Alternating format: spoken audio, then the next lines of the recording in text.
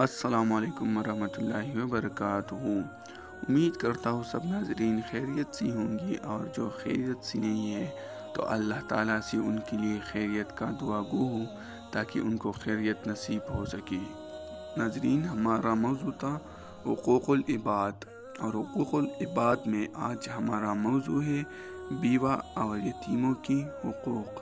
ناظرین، بیوہ کے بارے میں پسند یہی کیا گیا ہے کہ وہ دوبارہ نکاح کر کے پھر ایسی عزت اور آبرو اور آسائش و حفاظت کی زندگی میں داخل ہو جائے جس سے وہ خاوند کی وفات کے باعث محروم ہو گئی تھی۔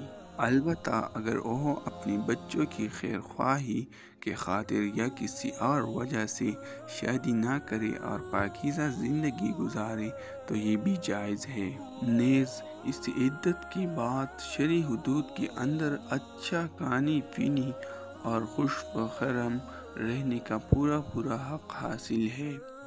بخاری شریف میں ایک حدیث مبارک آیا ہے جس میں حضرت محمد صلی اللہ علیہ وآلہ وسلم ارشاد فرماتا ہے، بیوہ اور مسکین کے لیے دوڑ دھوپ کرنے والا اس آدمی کی مانند ہے جو اللہ کی راہ میں جہاد کرتا ہو یا جو رات بھر کڑا عبادت کرتا ہو اور دن بھر روزہ رکھتا ہو۔ بخاری شریف۔ سورۃ النساء میں اللہ تعالیٰ فرماتا ہے، جو لوگ ظلم کے ساتھ یتیم کی مال کھاتے ہیں در حقیقت میں وہ اپنے پیٹ آگ سے بھرتے ہیں اور وہ ضرور جہنم کی بھڑکتی ہوئی آگ میں جھونک جائیں گے۔ سورۃ النساء۔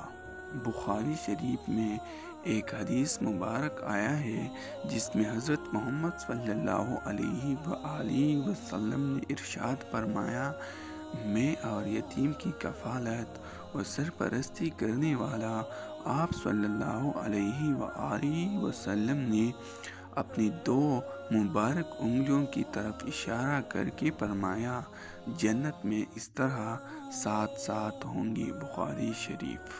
فرمان مصطفیٰ صلی اللہ علیہ وآلہ وسلم ہے، اگر تم اپنے دلوں کو نرم کرنا چاہتے ہو تو مسکینوں کو کھانا کھلاؤ اور یتیموں کی سروں پر شفقت سے ہاتھ پھیرو۔ ایک اور جگہ فرمان مصطفیٰ صلی اللہ علیہ وآلہ وسلم آیا ہے، جو شخص یتیم کی سر پر اللہ پاک کی رضا کے لیے ہاتھ پھیرے تو جتنی بالوں پر اس کا ہاتھ گزرا ہر بال کے بدلے اس کے لیے نیکیاں ہے۔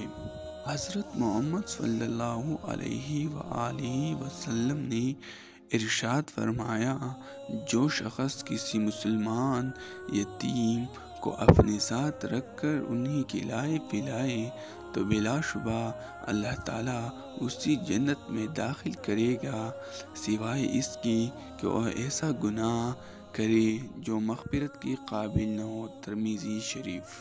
تو ناظرین، یہ تھی بیوہ اور یتیموں کی حقوق جو ہم نے بیان کی ہے۔